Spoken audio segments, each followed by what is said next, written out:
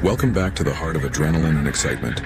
Get ready for breathtaking chases, jaw-dropping action, and electrifying moments. If you're seeking the ultimate thrill, you're in the right place. Buckle up and let the adventure begin. We're headed to Arkansas.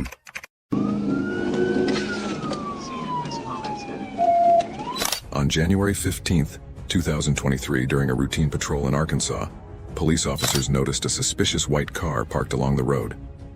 As they approached to investigate, the driver unexpectedly slammed on the gas and took off, igniting a dramatic chase.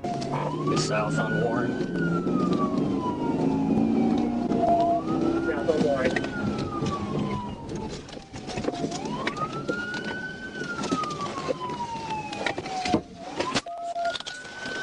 We're stopped at Warren Valley.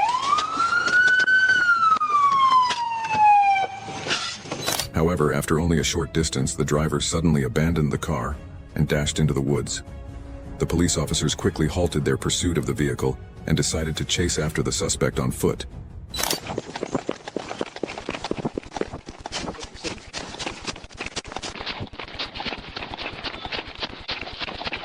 I will fucking tase you. Come here. The hell is wrong? Give me your hand. What's in the rock tank?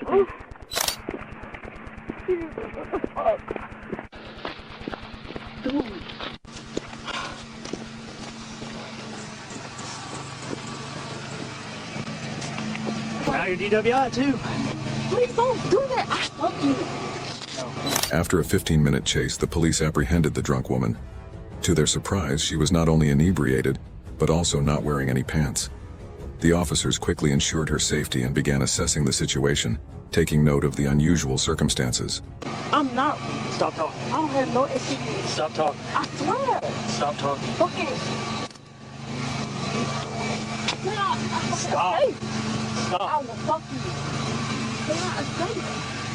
Please. Stop. I can't. I don't care. Turn around. I'm drunk. You want me to go to jail?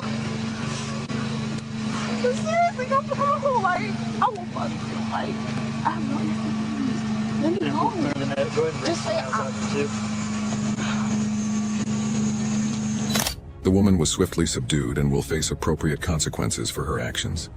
This serves as an important reminder for everyone. Those who have consumed alcohol should never get behind the wheel.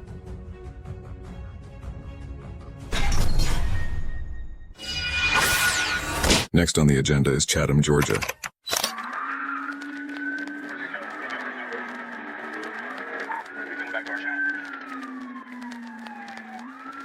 On January 19th, 2023, while patrolling the area of Georgia 17 and Georgia 204, officers received an urgent alert from the Chatham County Police Department about a vehicle fleeing to the south.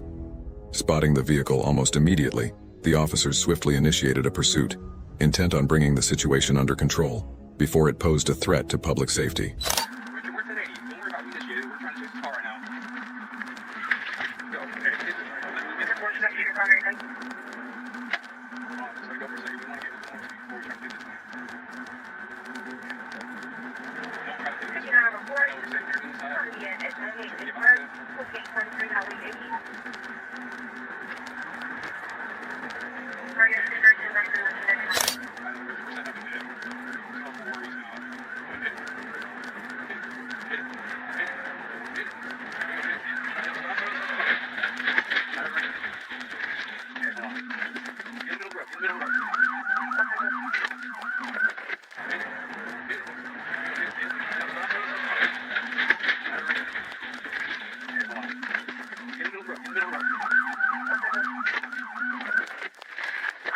Determined to prevent the speeding car from endangering others on the road, the police swiftly caught up and executed a decisive maneuver, causing the vehicle to flip over. This action aimed not only to safeguard the public, but also to bring a swift end to the perilous chase.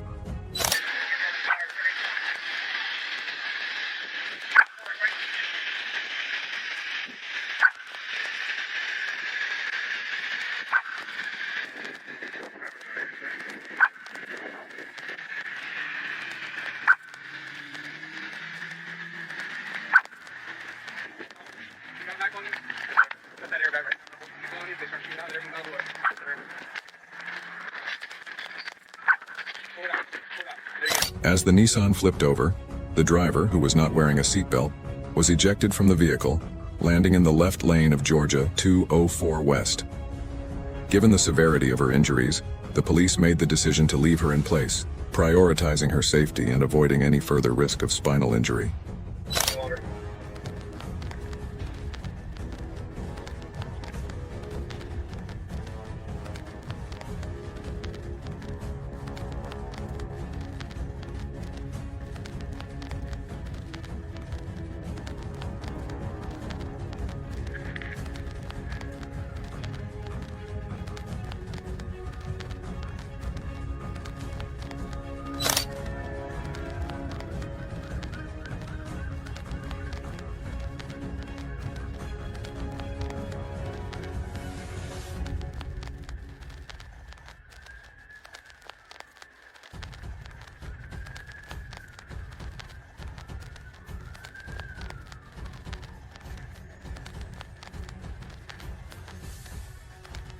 If I was on scene, EMS are working on it.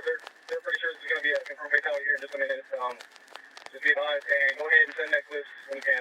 They're going to be standing by for a minute, but we can't get in this way. We got all the roads, 204 westbound shut down right now. Emergency medical services quickly arrived at the scene and began providing treatment. She was transported to the hospital by ambulance. However, despite their efforts, she succumbed to her injuries due to their critical nature.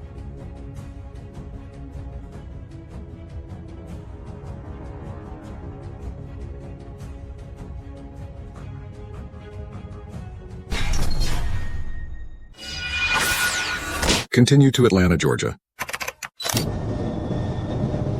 In September 2023, while patrolling northbound on I-75 near the Oxshine I-285 interchange, police observed a silver Ford Focus weaving between lanes without signaling and speeding. The dark license plate obscured identification.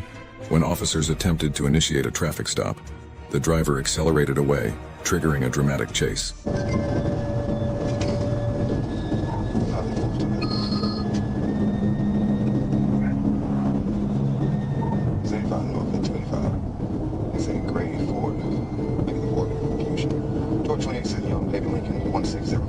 YDL 160 Georgia.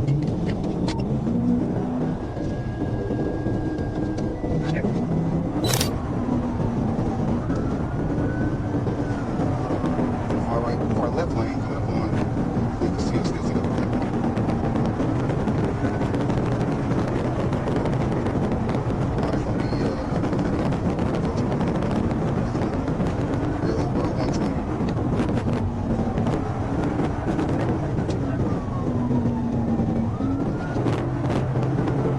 The driver lost control during a high-speed chase, exceeding 100 miles per hour and creating a dangerous situation. His reckless actions endangered both his own life and the safety of others on the road.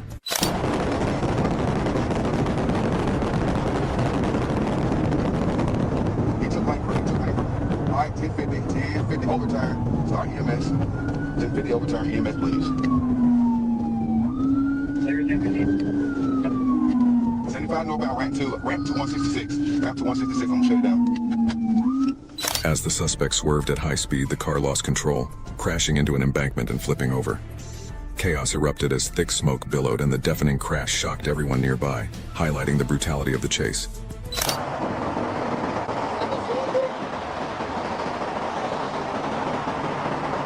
That's blood, bro. That ain't looking good.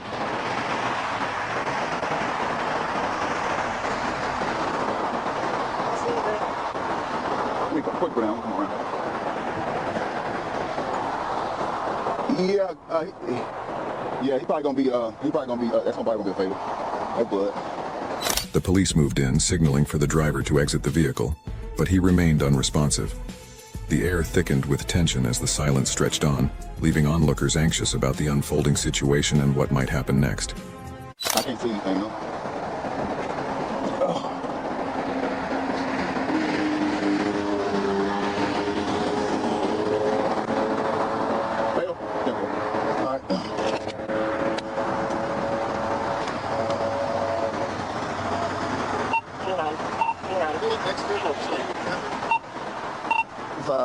It looks like it's going to be a 1050 F. Go ahead and start sending out, please. And continue to have EMS route. And Police later discovered the driver had succumbed to injuries from the accident. Had he not attempted to flee, this tragedy might have been avoided. A single poor decision resulted in devastating consequences, prompting reflection on the far-reaching impacts of reckless behavior.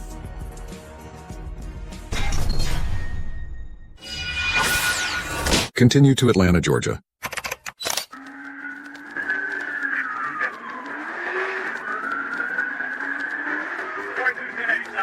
On July 31, 2021, while patrolling southbound on Jonesboro Road, police observed a black Chrysler 300 performing a U-turn at the intersection of Jonesboro Road and Lakewood Road.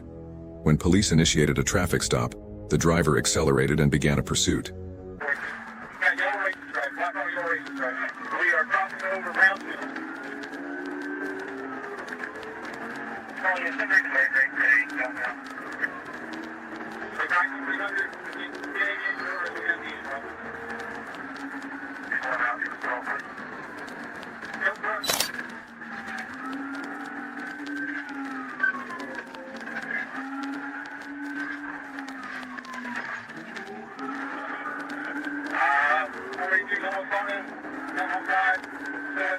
Oncoming traffic, watch my brakes. Clear, all the way down. Dropping Lawrence Lane. Dropping Macon Street. The driver recklessly accelerated south on Jonesboro Road, creating a tense atmosphere and endangering the lives of surrounding road users.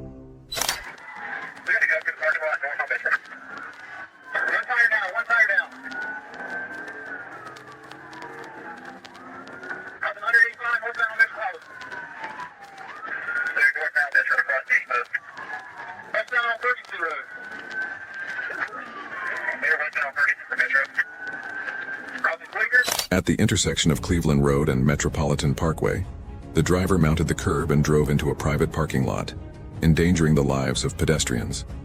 Despite the right rear tire exploding upon impact with the curb, he continued to drive at high speed without any sign of stopping.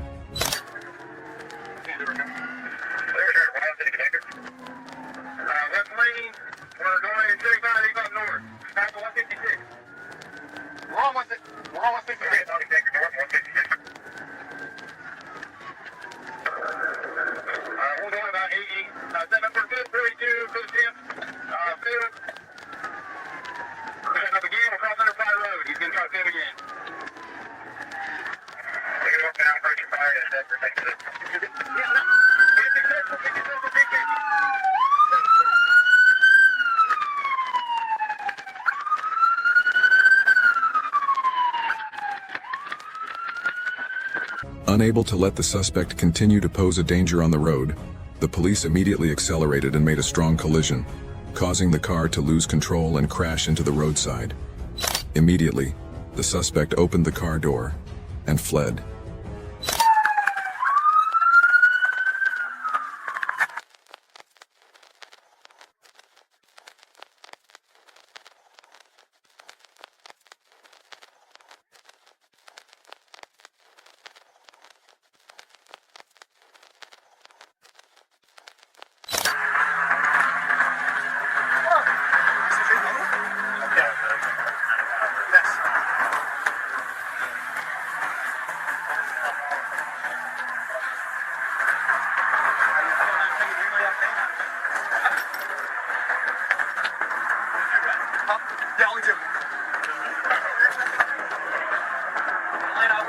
Really increased as far as speed is concerned. We don't know exactly why this vehicle was initially pulled over. We don't have that information yet, but certainly a situation like this is so dangerous this time of the afternoon on surface streets at a high rate of speed, now southbound on Cherry Avenue through the Long Beach area. Once again, you know, we hate to see these types of situations when suspect gets, somewhat in a situation they'll do anything to get away, because that's when we know how dangerous it will be and so unpredictable.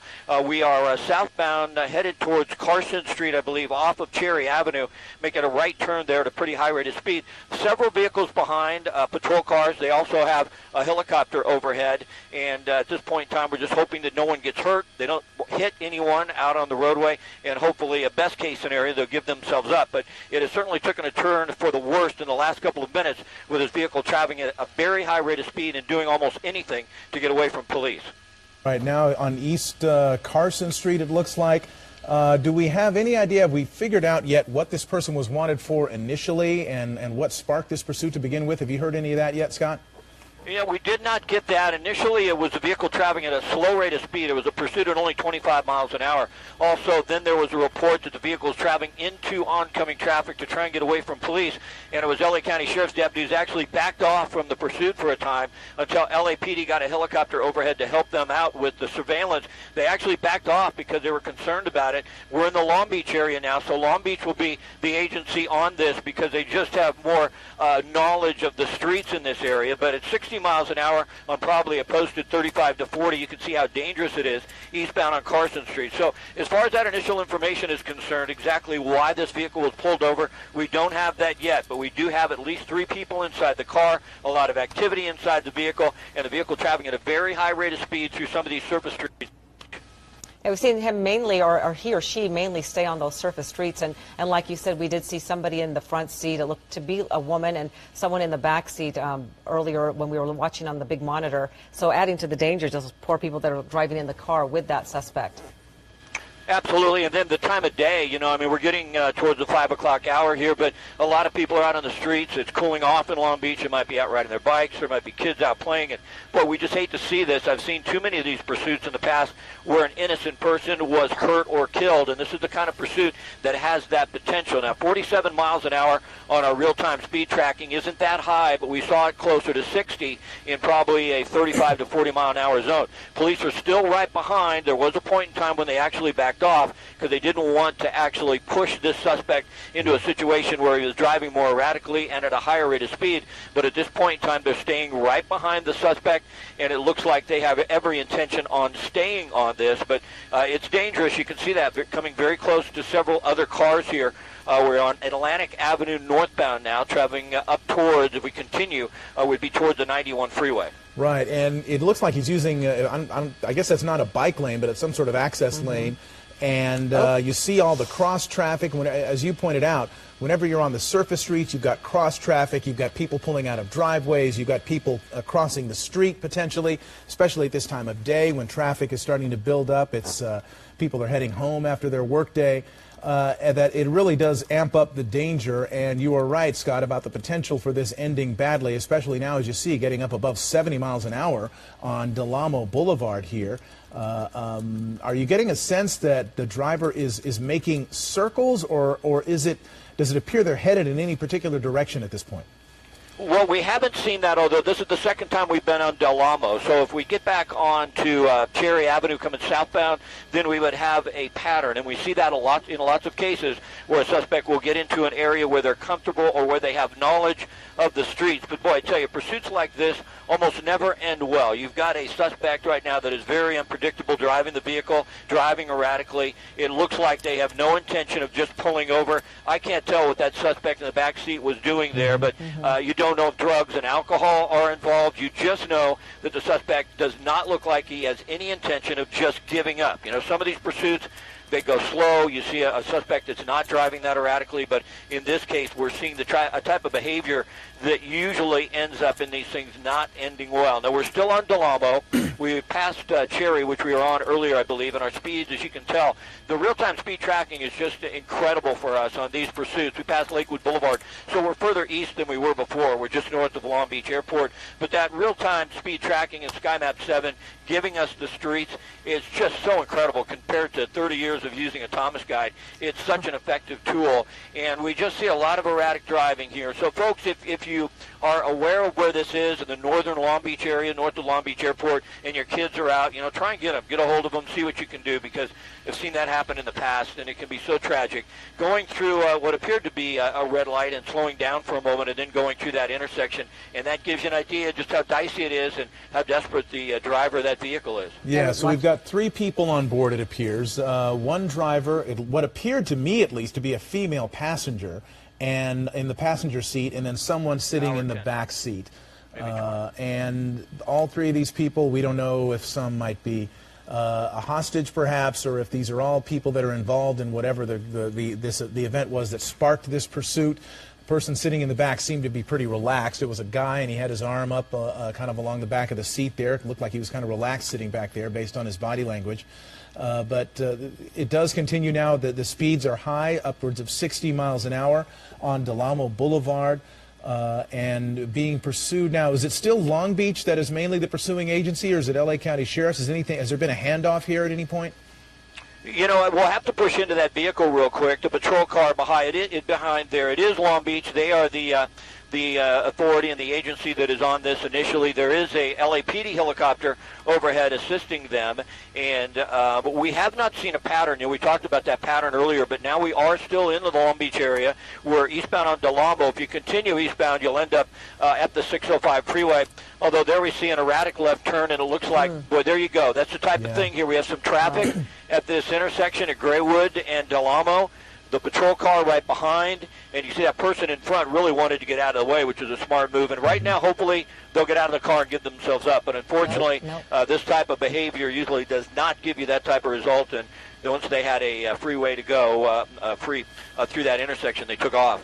Yeah, that's stopping, slowing down, and taking off again. And certainly he's going, about 58 miles an hour right now on these streets. And certainly not paying attention to traffic very much and just going in and out, leaving. To a red light. Running a red light. Yeah, there we go. Yeah, so is the freeway ahead of him still right now, Scott?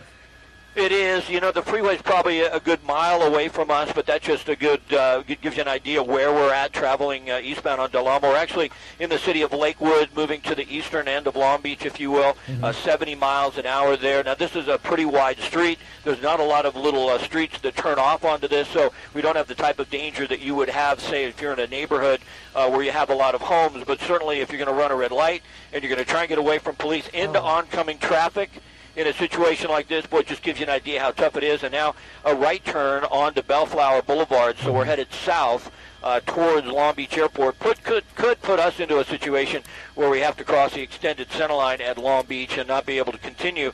But at this point in time, we'll have a couple of miles before that happens.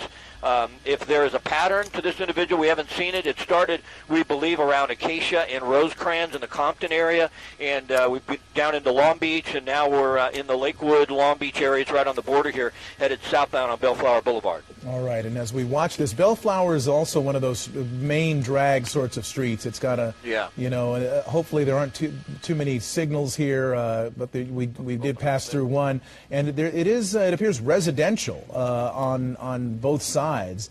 It's a busy street, but it is a residential street as well, and so that's what we're looking at here, is that people could be pulling out of their driveways. There could be kids playing out front of these homes, these apartment buildings, and the danger is definitely a factor here. As the commanders will be dealing with this and deciding whether or when to back off or perhaps to definitely continue. It appears they're going to continue, right, Scott? Well, Mark, and I wanted to butt in there on you there. A supervisor has made a decision at this point in time to back off. So the patrol cars are no longer behind this vehicle. They just thought it was too dangerous. By being right behind this vehicle, they were pushing the driver to make erratic turns, to drive at a higher rate of speed. So they've gone into surveillance mode. They're just tracking this from the air. And, boy, that looks to be a pretty good tactical maneuver at this point in time, because we don't see the vehicle traveling at those high rates of speed, swerving in and out of traffic, but they still have a helicopter overhead. They still know where this individual is. They're still on the radio. They're making calls to let everybody, the other patrol cars, know where the suspect or suspects are heading at this point in time. And so at least initially it looks like a great call from the police department to back off from the vehicle, this car, the suspect vehicle.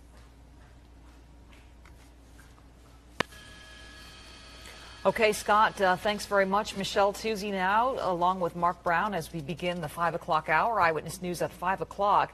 And we begin with this breaking news, a police pursuit on the streets of Long Beach, and it is a dangerous one, with this driver going at very high rates of speed at times, driving erratically, crossing over into oncoming traffic at times, running through red lights. So far, Mark, I've seen no collision with any other vehicles. Not yet. It's been close there. There have been plenty of close calls, not only weaving through traffic, but on occasion, Michelle, he's been in opposing traffic, crossing over the center line to get around intersections. But that, it seemed, was something that was employed when he was being pursued by the marked units with the lights and sirens. Now that has been pulled off, you see him basically holding off. He's not doing some of the erratic moves he was doing before. He is taking a left turn here off of Bellflower Boulevard onto Wardlow Road in the Long Beach area and slowing down. His speed has slowed down. The erratic nature of his driving has slowed down. But there are 3 people on board that vehicle, I believe it's a Honda, that are being pursued, or at least being watched at this point, surveilled by a law enforcement helicopter, as well, of course, as Air 7, as it is trying to deal with or escape from whatever started this process in the first place. Now the speed's getting down to about where they should be on this road, in the 30s, 35 miles an hour or so on Wardlow Road as it comes to a stop at an intersection. Scott Reif, what do you see ahead of him? Well, there's some traffic at this intersection, but it's interesting. It's a 99 Honda Accord. That's the information that we had initially on this vehicle. And it's interesting as you go from jurisdiction to jurisdiction, because when we were in the Compton area, went to surveillance mode. Then they actually decided to get back on it for a time. And as you mentioned, now they're just tracking it from the air. And certainly as far as exposure to injury or somebody getting hurt, that has been a good tactical move from what we've seen. The driver in this case is not trying to get away, and he's obeying most of the speed laws and the traffic laws at this point in time. But we're in Long Beach now, and Long Beach supervisor must have made the call that it was better to just track from the air.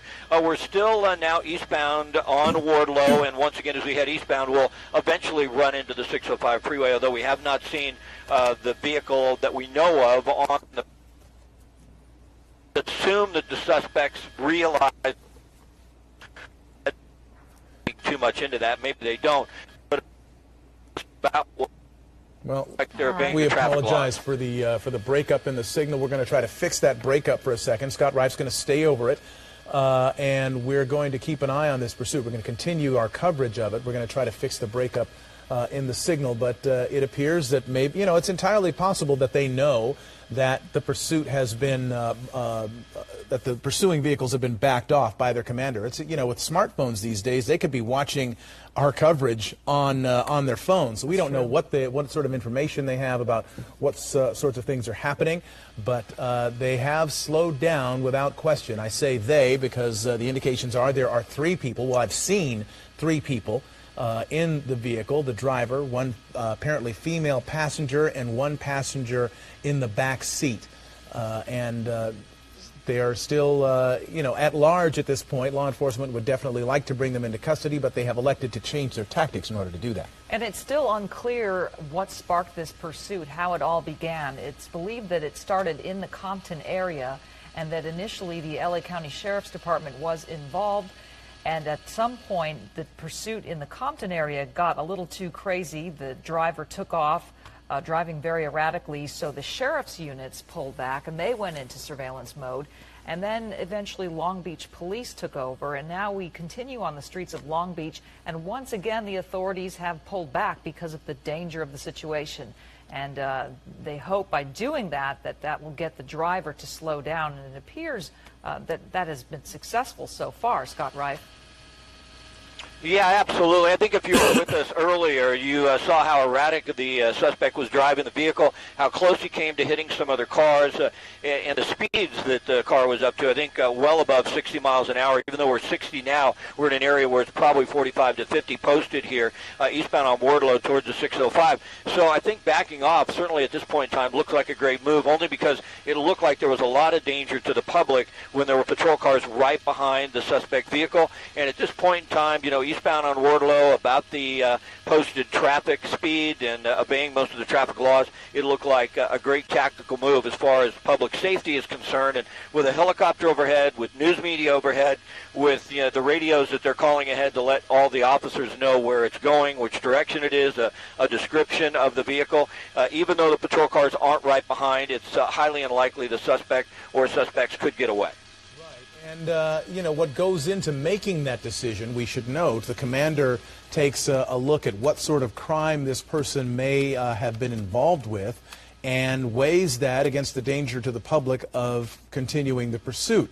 If, for example, this was someone who had just committed a violent crime or was suspected of a violent crime or had a warrant out for their arrest for a violent crime, their tactics might be a little bit different. They might not back off because they would consider the danger to the public of allowing this person to continue unpursued would outweigh whatever danger to the public would be posed by the pursuit itself. But if it's a nonviolent crime, if it's failure to yield is all they have, then they have to weigh that against the possible danger to the public of pushing this person into higher speeds and more erratic driving. So it's a decision process that is part of many decisions that commanding law enforcement officers have to make on a daily basis that affect people's lives and affect people's safety.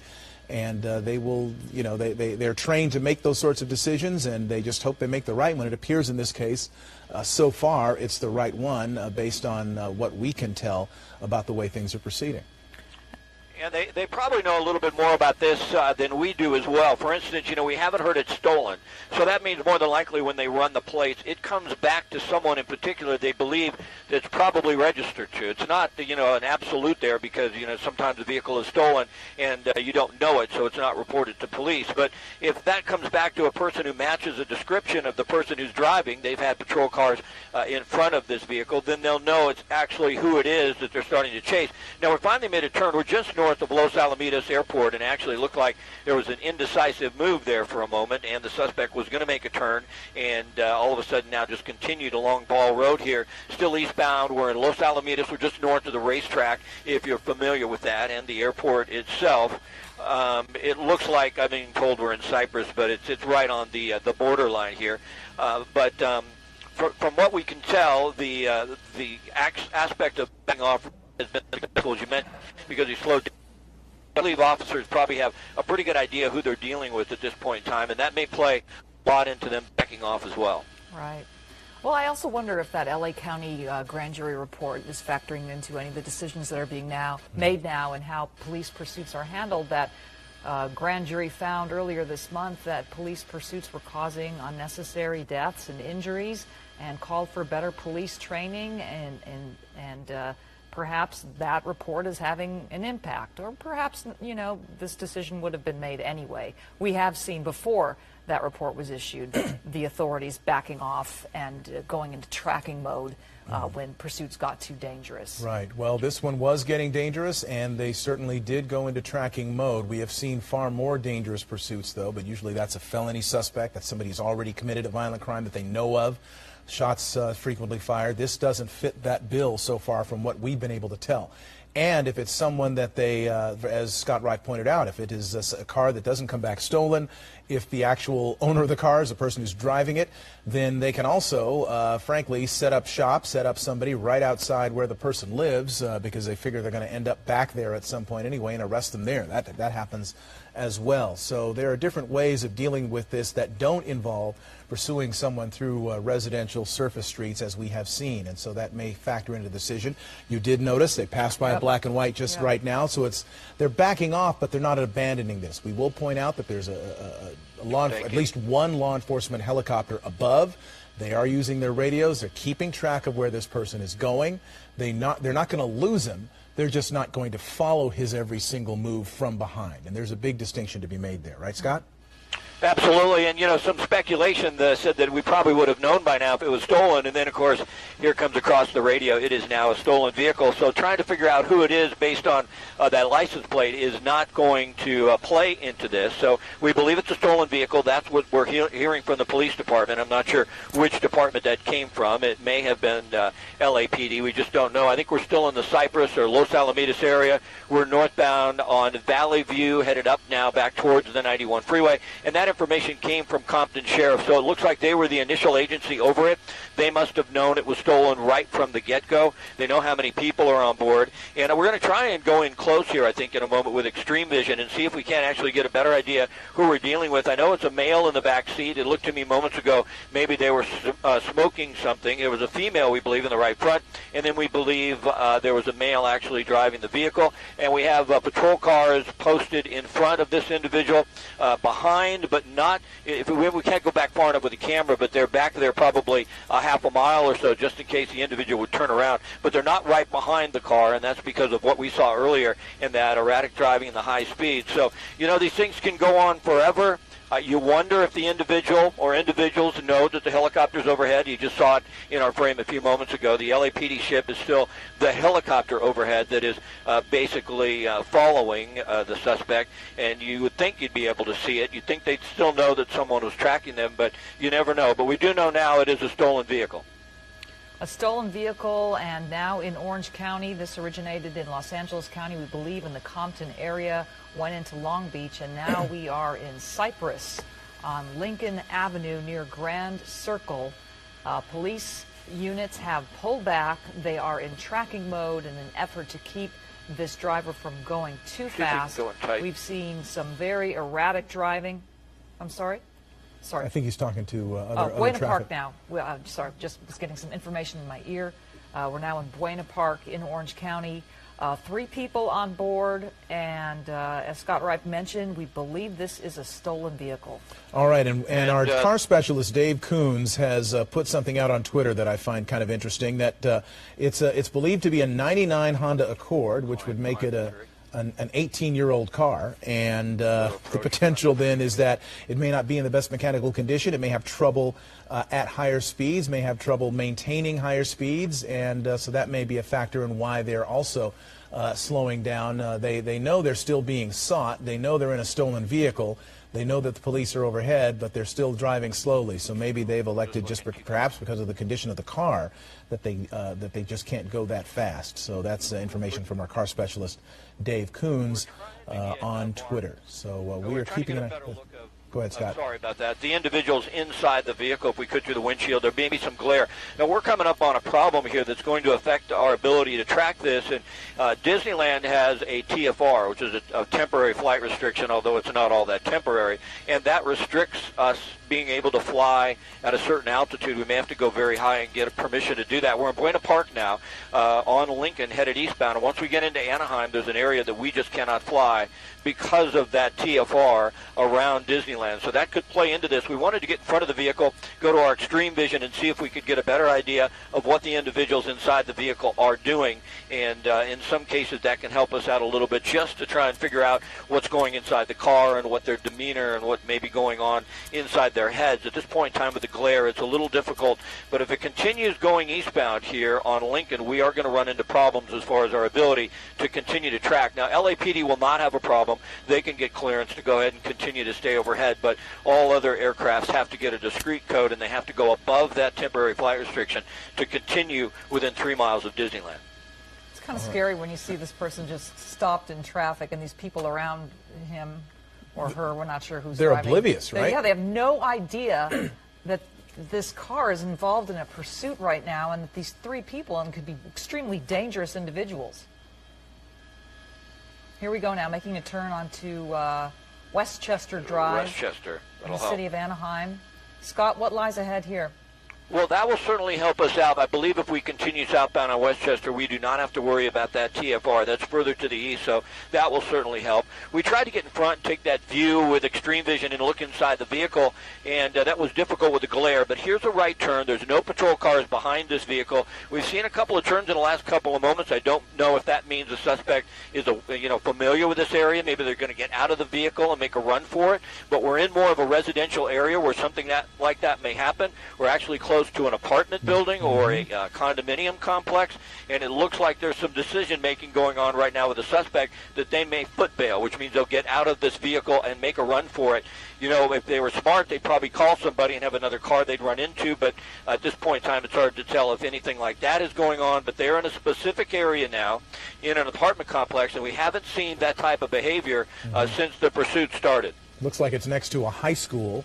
And Western High School. Right next to Western High School. If you're in Western High School, if there's something going on there right now, probably not, because it's summertime. Could be football practice. We don't know.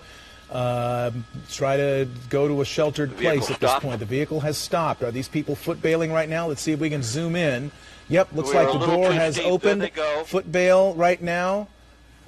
This is like the driver. That's the driver, 182 Westchester Drive in Anaheim. He's taken off onto It appears onto the grounds of the high school. That is correct. All right, we're watching one person who is bailed out and now entering the grounds of what appears to be that high school. He's right there running alongside the athletic field at Western High School. This is in Anaheim. That's your suspect. That's your driver right there of this stolen vehicle. Now you can bet that law enforcement is converging on this place like you wouldn't believe. And there's going to be all sorts of black and whites here within minutes that will try to scoop this person up before he can get away. There must be some reason why they chose this area to bail. Is there? Does he have a car perhaps waiting for him? We don't know, but he's jogging now along the back of this parking area of this apartment complex that appears to abut Western High School. Now he's on the grounds of the high school, which indicates to me, or is it on the grounds of the high school or is it on the street outside of it? I believe it's on the curb on Western Avenue, Mark. All right, Western Avenue, walking now along the street. You see him. There's his description's being relayed to units on the ground. What do you think? Is he just trying to play coy here, trying to blend in? Like, hey, I'm just walking along the street here? I think that's absolutely the case. I think that they went to an area they probably knew. There was 3 of them. They took off in different directions, and unfortunately, we can only take one, and we took the driver who sprinted out of the vehicle, now cutting across Western Avenue towards some homes here. And then when you split up like that, you know, it makes it more difficult for law enforcement because obviously they have 3 people they need to track, but you can tell he's getting tired. More than likely, he can see us overhead, and it's right across from the What's he got in his hand? high school on Western Avenue southbound. What's That's that? where the suspect can is. we zoom Don't in know tighter? what is in his hand. Can Let's we go zoom in tight. tighter and see what's in his hand? It looks like sunglasses and maybe a cell phone along with that or something. But he better not have anything in his hands when the police get to him because they're going to be very, very suspicious given the fact that this is a guy who's been driving a stolen car and has been fleeing from police for the better part of an hour now, perhaps a little bit less, but he should have his hands empty at this point and be ready to surrender immediately. But there he goes, just walking down. Is it Lindesita and Western? Is that correct? I believe so. Western at Lindesita Lane, if I'm not mistaken, and I believe right there just coming across underneath that tree. Now, the LAPD helicopter is directly overhead of the driver. If we pull out of the shot a little bit right now, you will see the helicopter in a left-hand turn, keeping the suspect, you see him at the top of your screen there, in his sight. So we should see a patrol car coming up to this location at any moment. It would surprise me if the suspect doesn't know this area, if they just pick this area at random. I guess that's possible. And as you mentioned, once the patrol cars do move up on this vehicle, if he has something in his hands, then, boy, the possibility that a shooting could occur with police, that's a very good possibility because obviously police at this point in time don't know what they're dealing with. It's a stolen vehicle. We know that. We know this was the driver. We know that for certain. We don't know why that vehicle's stopping. If that's someone he may have known, but we do know it looks like a patrol car is pulling up and the suspect now is giving himself up. Well, all right. Yeah, there was no way he was going to get away. Absolutely. Yeah. Okay, this driver being arrested now, in the process of being arrested at West Lindesita Lane at South Loma Linda Drive in Anaheim. Unclear what happened to the other 2 individuals who were in that car, since obviously we could only follow one person with the helicopter and the camera. This is the most important person to follow, of course, because this is the person who was behind the wheel. And who knows, those other people, may have been trying to get the guy to stop and pull over, and maybe he just said no and kept going. So this was the person, first and foremost, that they wanted to catch. Of course, they want to catch the others as well. All right, they're approaching him now. What they are probably telling him to do is spread his arms out, and he hasn't done that. His hands, they want to see his hands visible, preferably. They haven't been able to do that, so now they're going to cuff him. Looks like he's not resisting.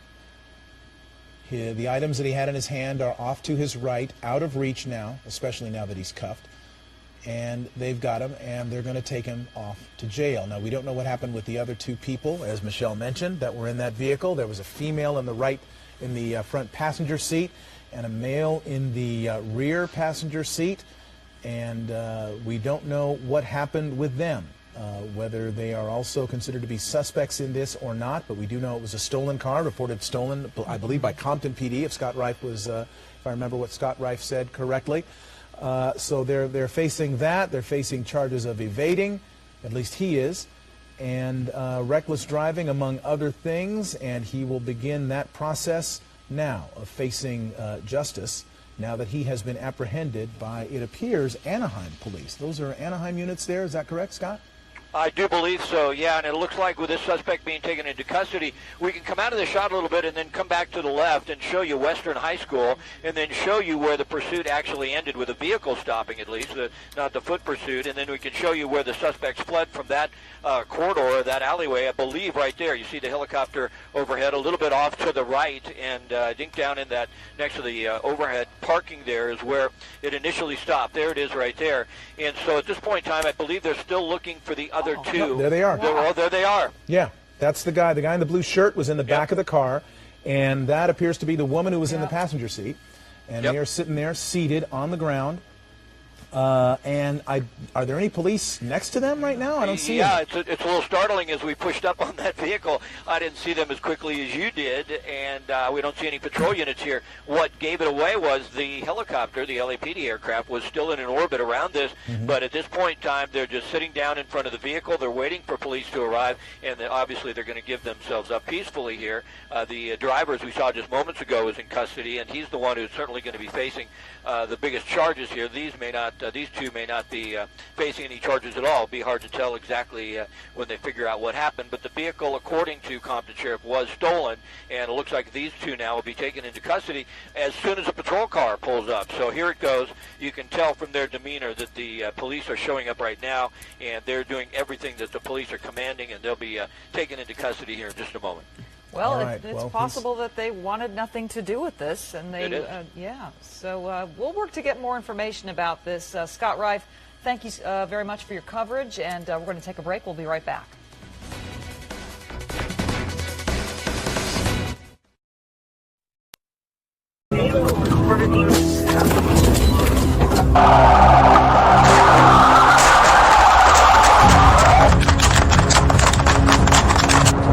Hey, adrenaline seekers. Welcome to the ultimate destination where pure excitement meets unrelenting thrill. Brace yourself for heart-pounding chases, jaw-dropping action, and the most exhilarating moments ever captured. If you're here for the ultimate rush, you're in the right place. Let's set your pulse racing and keep the adrenaline pumping.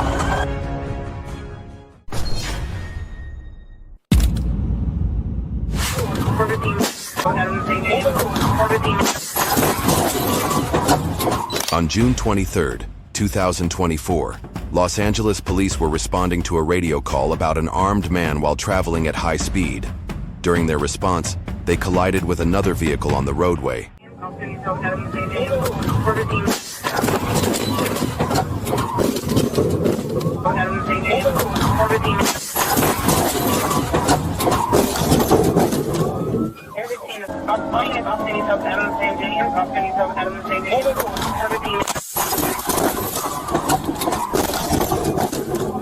Everything is over.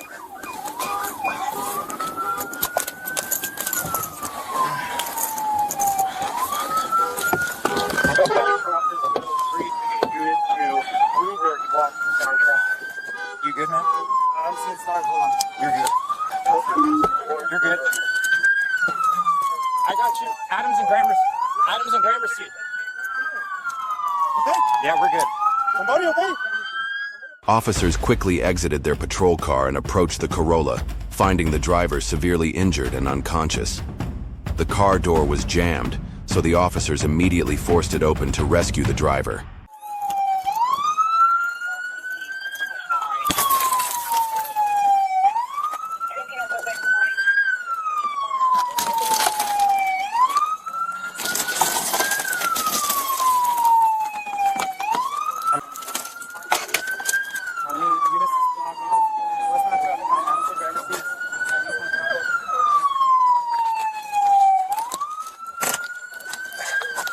You okay, man? Hey, you good, man? The Los Angeles Fire Department ambulance arrived at the scene and transported the driver of the Corolla, Regino Orea Jr., to a local hospital for treatment of serious injuries. Fortunately, he was successfully saved.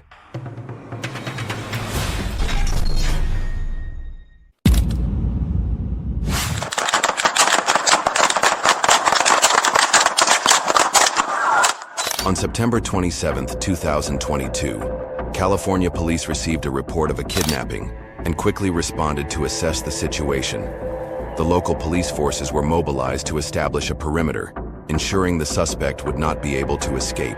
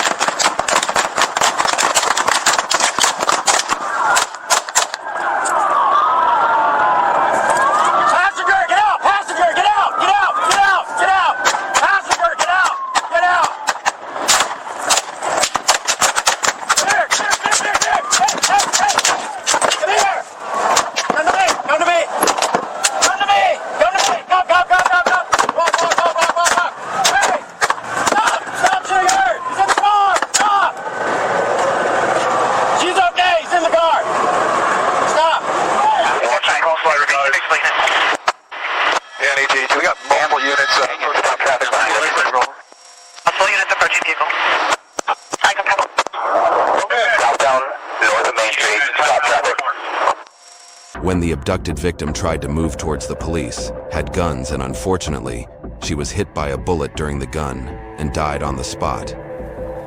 The suspect, later identified as Savannah Graziano, also died. Many types of weapons have been found in the car's car.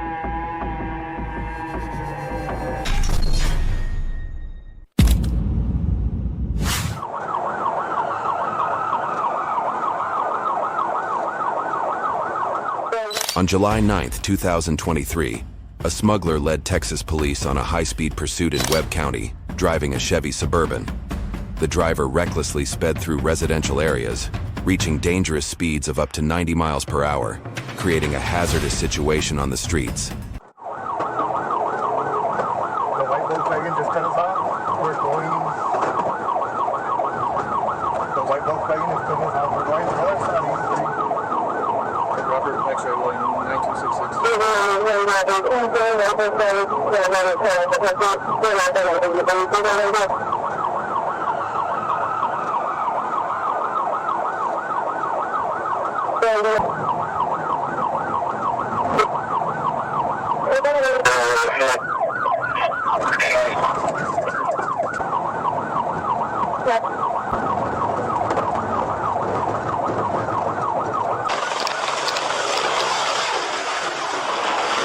Following a tense chase, police successfully cornered the vehicle at a riverbank. The suspect then jumped into the river, attempting to swim to Mexico, but was swiftly apprehended by officers without further incident.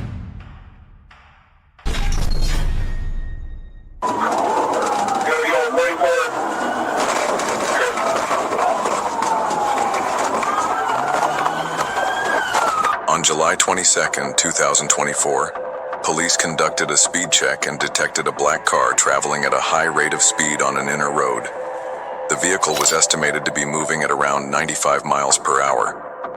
Officers activated their emergency lights and sirens, initiating a pursuit to stop the car. Vehicle information for 658LP.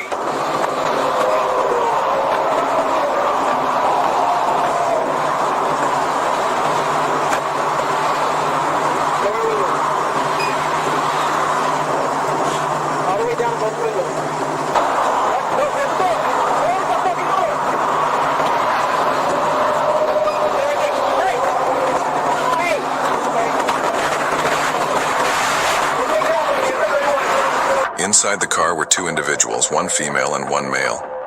As officers approached the vehicle from the passenger side, they included both occupants to exit so they could check their identification. Once the woman exited the vehicle, the man started the engine and sped off, reaching a speed of 135 miles per hour.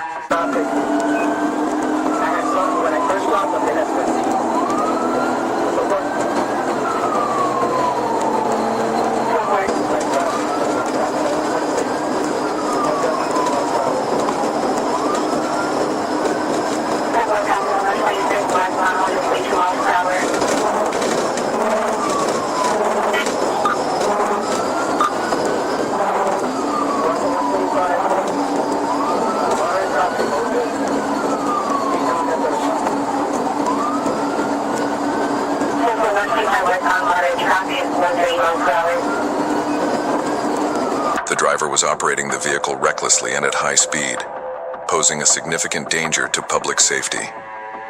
As soon as the driver slowed down, police initiated a PIT maneuver on the right side, causing the car to lose control and crash into a fence. The driver then jumped over the fence and fled into the forest, where the police lost sight of him.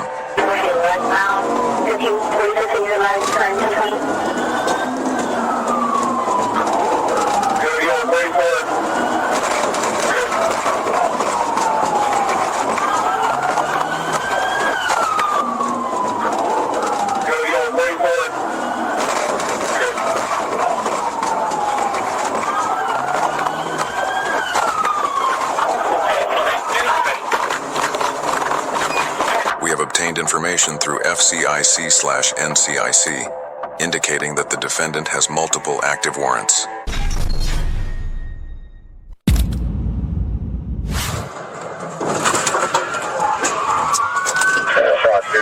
On Saturday, June 10th, 2023, officers from the Arizona Department of Public Safety were alerted to multiple individuals illegally racing in the area. During the incident, one of the racers struck a pedestrian and fled the scene.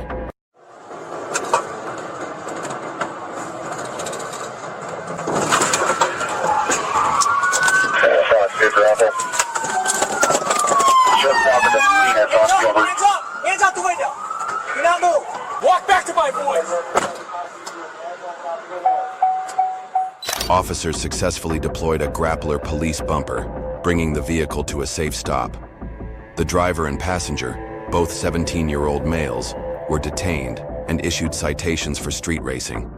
The vehicle was also impounded.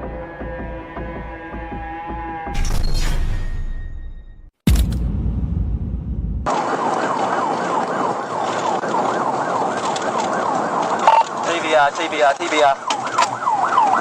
On February 26, 2024, police received a report of a gray Volkswagen involved in a theft at a restaurant.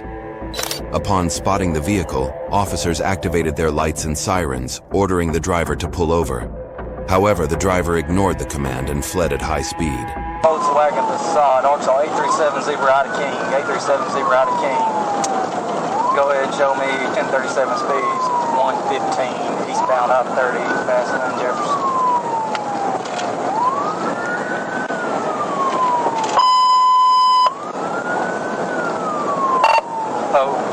Traffic's light has a down. Reason for stop vehicle was 96, crossed the fog line, also has previously stolen some stuff from Super 1 Texarkana on the Texas side. They were in pursuit of it.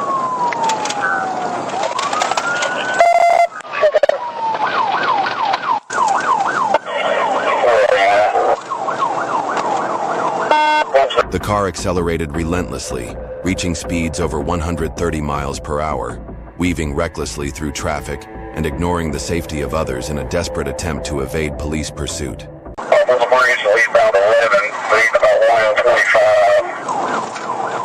Exit 12, exit 12.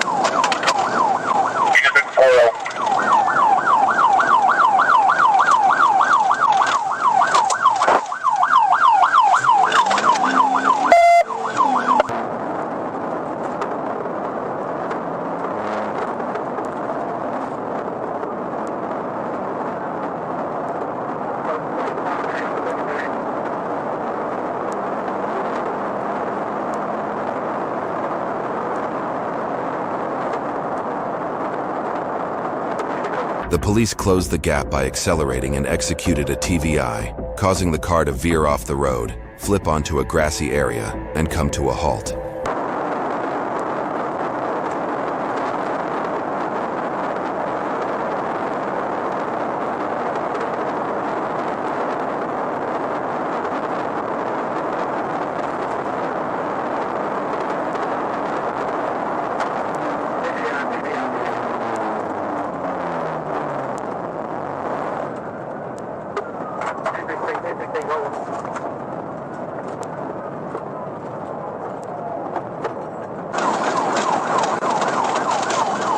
Speed 115, passing 15, eastbound, light traffic.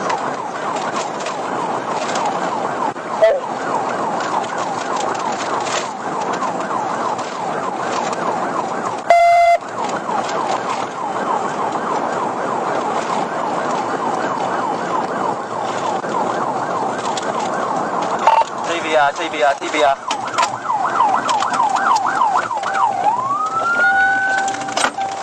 1016, rollover.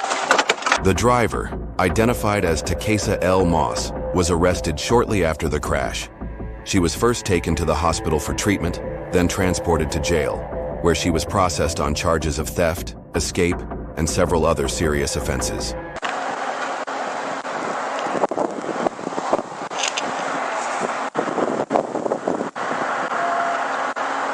Hey, one of y'all cover. There you go. G19 Hope. G19. I have 11015. Who else in the vehicle? Anybody? Anybody else in the vehicle? Anybody else in the vehicle? Oh, you all both dogs? We got crossfire. Hey, Landon, come with the... On February 31st, 2023,